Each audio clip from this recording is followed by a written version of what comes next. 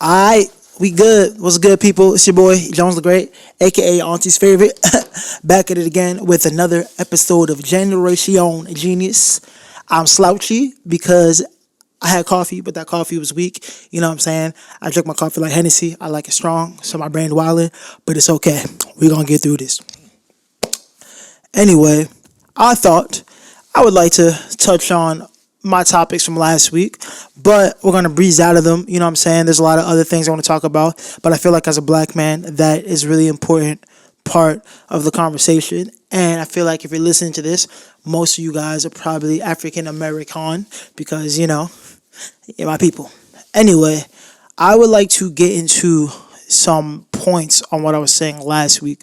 So I left you guys off last week by just talking about the education system and how it affected me as a young black man and how it has affected people I know as a young black man. To further extend into that conversation, I was talking about how college didn't introduce us. High school didn't introduce us to EOF and all that good stuff. But to add to that, another thing that a lot of schools don't do for blacks in the educational system is that they're not very good of guiding them as they would a white kid. And I say that to say, not to bash the anti-racist, because there's racist teachers out there, believe me. But teachers don't exactly know how to guide other races ethnically because they did not experience those same things. And I'm not knocking people. I'm just letting you know, all right, let's say I'm in the third grade, fourth grade, which I was in the third grade, fourth grade. And I'm learning things, right? I'm learning how to do things. But the lessons that are being taught to me, let's say I'm learning about slavery, point blank. I'm learning about slavery, right? Cool. And it's a mix full of white kids and it's just me, right? So with that being said, I'm in the class learning about slavery, but we kind of touch over slavery. But let's say I'm a black kid, right? I'm a black kid, my teacher's white, and we're learning about slavery. We're on chapter 5 of slavery, and then that's it. I have more questions about slavery. Oh, yeah, what do you have to ask? I want to know if my ancestors were slaves. I want to know all the things with the Atlantic slave trade. I want to just learn more about my culture and my people. Oh, well, if you want to, you can just go to the library. And that's where the issue comes in, is we, in the education in the school system, we learn so much about other people and other races. But for some reason, when it comes to slavery and learning about black people, we just slowly just breeze past it. We learn about MLK every single year forever. From literally first grade to 12th grade. MLK did this, MLK did that. And I'm not knocking Martin Luther King, he's a great. But we just constantly learn about Martin Luther King. And we just never ever dig deeper into other issues, racial issues. We never dig past that. And I feel like that should definitely be something that is talked about in schools. And ironically enough, with this George Floyd, these protests happening, schools is not open. We're during Corona. And it's a crazy time because I feel like this is a very, very important time for other races outside of black people to keep educating themselves. Because as black people, some of us may not know everything about our culture, but we know enough. I feel like a lot of people that are anti-racist and Black Lives Matter, and I'm not knocking them if you're not racist, but I'm saying that to say a lot of them are anti and Black Lives Matter, but I think it's very important to also know the history and culture, especially when it comes into dating outside of your race. I feel like, yeah, you can like somebody for a different color and blah, blah, blah, blah, blah. But if you don't understand their culture, understand their race, then I think that when issues like this happened, you have been dating a black woman or dating a black man for a long time, and then issues like this happen, and then it's we have to have a conversation. And I feel like it should be uncomfortable. These conversations with someone dating somebody outside your race should be very, very uncomfortable. It's not the time to be like, oh, no, this happens all the time. I feel horrible for the black community. My wife is black. It's your wife being black isn't enough for you not to know the history of black people. So I feel like black people, we automatically know the history of other people because we learn about other cultures while we're in school. So we know a lot about the other cultures and the history of other cultures, which brings me back to what I was saying. We know the histories and cultures of other people being black because we learn those cultures growing up as a kid in school. For some magical reason, when it comes to black culture, A lot of people outside of being black do not understand our race is because they get to touch and breeze over those topics. But for some reason, slavery, Malcolm X, other people, Maya Rudolph, many greats, Benjamin Banneker, George Washington Carver, we kind of breeze over it. But for some reason, we learn about black people. We just reach the little tip of the iceberg. We don't dig deeper in school, in the school system. And that is an issue. And I feel like, too, a lot of teachers, like kids like me, that I've always been a history buff. So kids like me, I would want to learn more about black people. I'd want to learn more. I'm like, oh, that's somebody like me. Oh my gosh, Jackie Robinson, that's somebody like me. You know what I'm saying? Oh my gosh, the first black woman in space, that's somebody like me. And we learn a little bit about them, but it wouldn't be enough for me to feed my hunger of like, yo, this person looks like me and kind of did that same thing. You know what I mean? And what's crazy is, not always on purpose, but at the same time, it is on purpose. So definitely, I think it's important for schools to add more cultural, not even more cultural. Let's add more black. Let's add more black things to school. Like black shouldn't be sprinkled in to the school system. I feel like black should be part of the curriculum.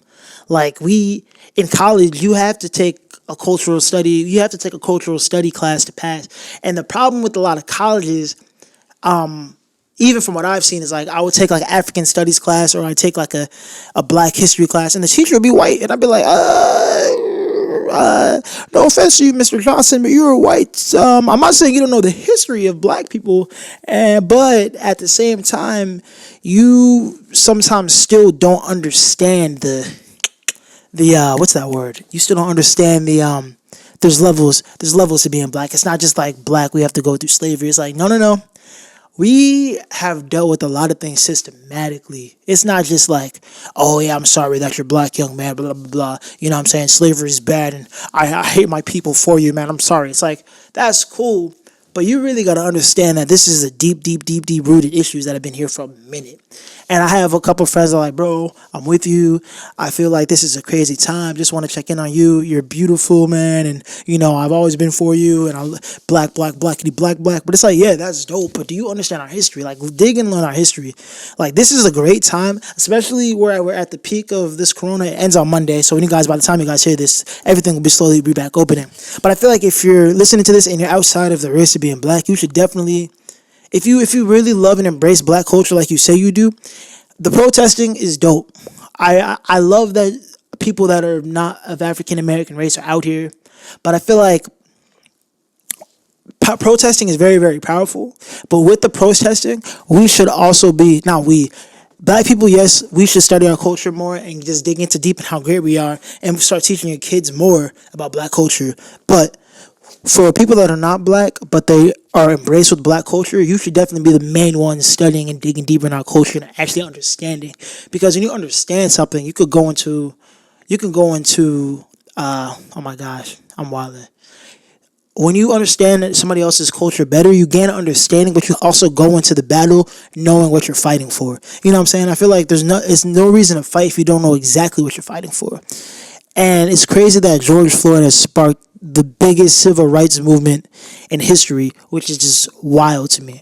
And I also feel like sometimes when people outside of black culture don't understand something, it's not exactly ignorance, but sometimes you're just not willing to put in the knowledge. Like for me, I feel like if I want to learn something, I'm going to dig deeper into it and learn about it before I'm just blatantly like, yeah, it's like, kind of like when you're rapping or dancing, like as a musician or a dancer, it's like when you want to be a ballerina, for example, you know what I'm saying? When ballerinas want to be ballerinas, or when like rappers want to be rappers, a lot of them nowadays, back in the day when you wanted to get into something, you studied the culture and you understood hip hop culture or dance culture, or when you wanted to become the next Beethoven, you studied the hell out of Beethoven, and you did that because you wanted to learn. So when you went into war, went to your first recital, you understood it and you knew what you were playing for. I feel like it's not worth fighting if you don't know what you're fighting for. Like, you can't just be out here blatantly fighting. Like, I feel like it's not enough to not just say you're not racist. You know what I mean? Like, it's not enough for me to be like, I want to be the best guitar player in the world, but I'm not putting in the work to be the best guitar in the world.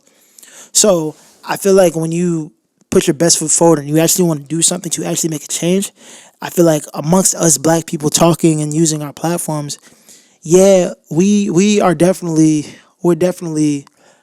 for people that are not racist. Like for me, I see your heart and I see your loyalty and I see commitment and how powerful of a human being you are and your energy. I don't care what color you are. That's another crazy thing with black people. We don't hate white people or any other race. We don't hate white people. Like even in households, like to be fair, in households we're kind of told to watch the police, and that's a whole nother story where like we're told to watch the police. We can't drive to certain places. You can't go here. You can't go there. We're not taught to fear the police, but we actually are taught. It's like embedded to like actually be like any black dude, any black woman sees a cop behind them, they automatically cringe up and have this fear out of just out of all the things going on. George Floyd, Mike Brown. Oh my gosh, you know what I'm saying? Like we're taught to have that embedded into us because of all the killings and murders that the wrong police officers have done. So a lot of things are very, very deep rooted. Like this is, unfortunately, it's sad to say, it's nothing new, but I feel like this time we're just tired. Like we're just really, really tired, and it's definitely time for a change. So definitely study and know your people better before you're fighting for them. And I encourage anybody that's African American to embrace that you're black and be proud of it, and also know that things are changing. You know what I'm saying? Like things are changing because we're fighting and we're knowing our history. To add to that, I saw a crazy video of a little girl. She's about 9 or 10, and she was crying just in the park with her mom. The reason she was crying because she saw a cop, so she just put her hands up. And I was like, "Yo, it really is." You don't think about how. You don't always think about how intelligent like little kids are, but she was doing that out of fear. Like she's just seeing what's going on in the news. So this little 9-year-old girl was like, like she's crying, and this is sad because the white police officer comes up to her. It was a woman. She comes up and goes, all of us aren't bad, and I just want to let you know that I have a kid your age at home, and I'm showing him that things are different. Blah blah blah. I'm paraphrasing, but it was something along those lines. But this little girl's just crying the whole time. Like I hear what you're saying, but you're still a op. You know what I'm saying? So no. That's a different story. I'm not even gonna get into that, but it's deep rooted because we're seeing constantly another cop gets killed, and then the cops get away with it, and you're like, bruh, this man got away with it. The dude, one of the cops that just killed George Floyd, or saw him being killed and did not help. He just got let out on bail, and he's just out and about now. And it's just like, wow, like we got a lot to be fighting for. And I saw another tweet that a dude said that, yeah, this was a dope week, and we've made moves as black people, but yo, this is not the time to stop. This is the time to keep going and keep pressuring, which is why I'm going to keep talking about this. And even if in future podcasts I'm not talking about it, people can always go back and be like, yo, this was a moment in time. Let's not forget that we have to keep fighting as black people and keep putting ourselves in higher education, keep putting ourselves in places of stature so we can keep using our voices. And a perfect example of that is Jay-Z, bro. Like, Jay-Z is not playing no games. He has his hands in the NFL. He has his hands in the music industry. We all know he's Jay-Z. He has his hands in business. Like, he definitely is another one we should follow after. You know what I'm saying? Like, Jay-Z is definitely like the pinnacle of like, okay, yo, I have a voice and I'm a black man, but this goes beyond the music. You know what I mean? It's like, this goes beyond the music. Like, this is for us. Dave Chappelle just had a special. I think it's called 8 minutes and 47 seconds. 8 minutes and 48 seconds. 8 minutes and 25 seconds. It was, he named it after how many minutes George Floyd was under that guy's knee. I just watched it yesterday, and I'm horrible with the names of shows and stuff, but anyway, I watched it yesterday, and Dave Chappelle wasn't even as comedic as he usually is. He was just letting us know how serious it is and how crazy it is, and he's very, very intelligent and political man, and just watching stuff like that and just seeing how he used his voice.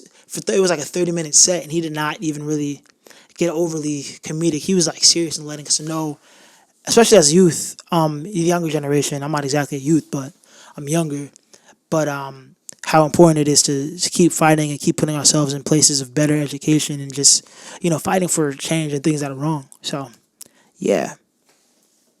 I'm going to leave you guys with that. It's been your boy, Jones the Great. Please be safe out here, people. Stay prayed up. God's got this at the end of the day. And it's been your boy Jones the Great, aka Auntie's favorite. And I'll see you guys later. Peace.